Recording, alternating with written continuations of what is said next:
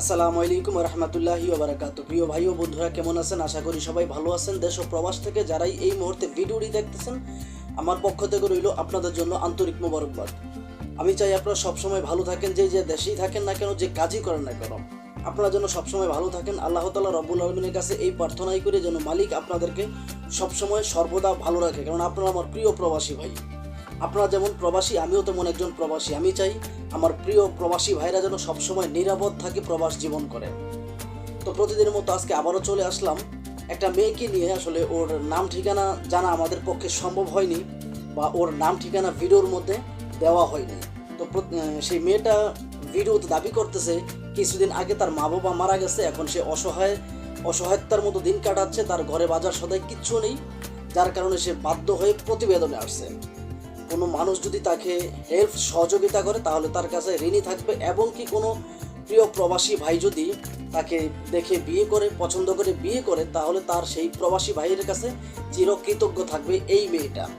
চলুন আগে আমরা ওর 9 সেকেন্ডের একটা ভিডিও ক্লিপ শুনে আসি, এই মেয়েটা কি বলে। অল্প কিছুদিন হয়েছে আম্মু আব্বু মারা গেছে। আমি বর্তমানে খুব অসহায় একটি মেয়ে। কেউ যদি আমাকে বিয়ে করতে চান করতে পারেন, তার কাছে আমি চিরকৃতজ্ঞ থাকবো। শুনতে পারলেন তো এই মেয়েটা কি বললো।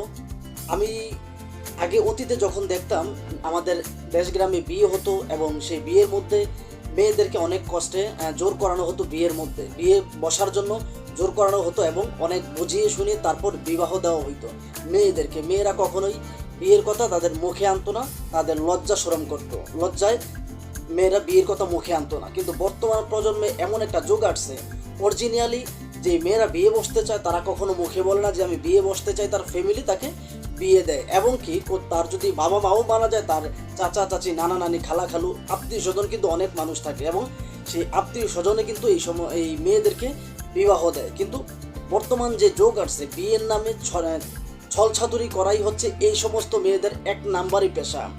আর এই সমস্ত মেয়েরা যে ভিডিওগুলো বানায়, সেই ভিডিওগুলো একমাত্র প্রবাসীদেরকে উদ্দেশ্য করেই ভিডিওগুলো বানায়, কেননা প্রবাসীরা সবসময় হচ্ছে আপনার সহনশীল, মানুষের প্রতি সহনশীল, যার কারণে ওরা সবসময় প্রবাসীদেরকে উদ্দেশ্য করে এই ভিডিওগুলো বানায়। আপনারা যদি আরও অনেকগুলো প্রতিবেদন দেখবেন যে প্রত্যেকটা ভিডিওর মধ্যে মেয়েরা কিন্তু প্রবাসীদেরকে টার্গেট করে কথা বলে, প্রবাসীদেরকে টার্গেট করে কথাগুলো বলে। তো আমাদের দেশ গ্রামে অনেক মেয়ে আছে যাদের সংসারে আপনার 3 বেলা খাওয়ার মতো আপনার তাদের ক্ষমতা নাই, বা তাদের আর্থিক অনেকটাই দুর্বল। এবং কি আমাদের দেশ গ্রামের অনেক ফ্যামিলি দেখি যে টাকার জন্য আপনার লেখাপড়া করতে পারে না, টাকার জন্য তারা 3 বেলা খাওয়া দাওয়া করতে পারে না, তাদের পরিবেশ গড়তে পারে না।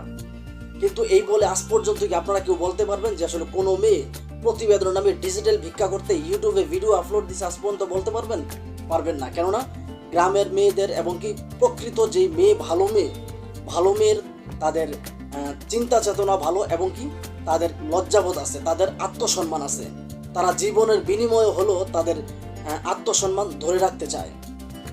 আর এই সমস্ত যেই নর্তকীগুলো আপনার প্রতিবেদন নামে ডিজিটাল ভিক্ষা করে, আমি আমার ভাষায় বলি, বাংলাদেশের যে নিষিদ্ধ পল্লী আছে দৌলদিয়া, সেই প্রত্যেকটা মেয়ে হচ্ছে দৌলদিয়ার কর্মী।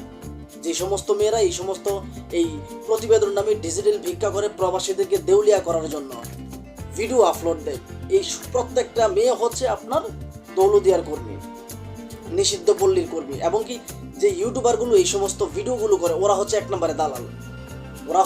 নম্বরে দালাল। যেই ইউটিউবারগুলো মেয়েদেরকে দিয়ে ভিডিও বানায়, ওরা স্পষ্টভাবে লিখে দেয় যে আসলে এই ভিডিওগুলো আসলে কাল্পনিক, তার সাথে বাস্তবের কোনো মিল নেই। কিন্তু ওরা যে কোশ্চেনগুলো করে, এই কোশ্চেনগুলো কিন্তু আসলে মানুষকে বোঝায় যে আসলে এই কথাগুলো যেন বাস্তব মানুষ মনে করে, এভাবে কথাগুলো বলবে। এবং কি এই নর্তকী মেয়েগুলো এমনভাবে কথা বলে যে আপনার জিন্দেগিতে আপনি অবিশ্বাস করবেন না যে আসলে এই ভিডিওর মধ্যে যে মেয়েগুলো কথা বলতেছে, এই কথাগুলো আসলে একেবারে ভুল, কাল্পনিক এই কথাগুলো। আপনি জীবনেও বিশ্বাস করবেন না এই সমস্ত মেয়েগুলো এতটাই চালাক। আপনি একজন প্রবাসী, আপনি হয়তো দেশ বিদেশে বিভিন্ন জায়গায় ঘোরেন, বিভিন্ন মানুষের সাথে চলাফেরা করেন, কিন্তু আপনার এতটুকু জ্ঞানবোধ নাই মানুষকে আপনার ঠকানোর। ওদের যতটুকু জ্ঞানবোধ, আপনার চালাক চতুর এই মেয়েগুলো যতটুকু চালাক, আপনারাও ততটুকু চালাক না।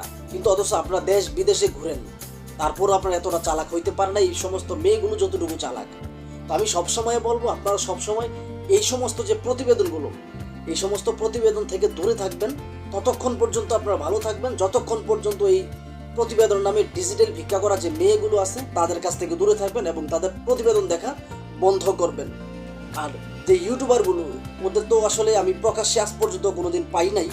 যদি আমার দেখা মোতাবেক বা আমি যদি কখনো ওদেরকে পাই, আমি নিশ্চয়ই আইনের আশ্রয় নিব। কেননা প্রবাসীদেরকে দেউলিয়া করা মানে দেশকে দেউলিয়া করা, প্রবাসীদেরকে ধোকা দেওয়া মানে আমাদের বাংলাদেশকে ধোকা দেওয়া। কেননা একমাত্র প্রবাসীদের টাকায় আমাদের বাংলাদেশ চলে, এটা অস্বীকার করার মতো কিছু না।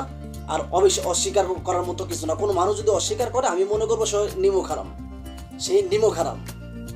তো যাই হোক, এই ভিডিওটি বানানো হয়েছে শুধুমাত্র সতর্কমূলক, কাউকে উদ্দেশ্য করে বানানো হয় নাই। প্লিজ কেউ খারাপ মন্তব্য করবেন না। ভিডিওটি ভালো লাগলে লাইক, কমেন্ট, শেয়ার এবং কি চ্যানেলটি সাবস্ক্রাইব করে আপনাদের পাশে থাকার সুযোগ দেবেন। এবং কি আপনারা আপনাদের জায়গা থেকে অন্য যে ভাইয়েরা আছে যারা প্রতিবেদন দেখে, সেই ভাইদেরকে একটু হলো বোঝাবেন যে এই প্রতিবেদন নামে ডিজিটাল ভিক্ষা করা যে মেয়েগুলো, এগুলো হচ্ছে এক নম্বরে প্রতারক, ধান্দাবাজ, চিটিংবাজ, যেন ওদের ফাঁদে কোনো প্রিয় প্রবাসী ভাই বা কোনো দেশি ভাই যাতে না পড়ে।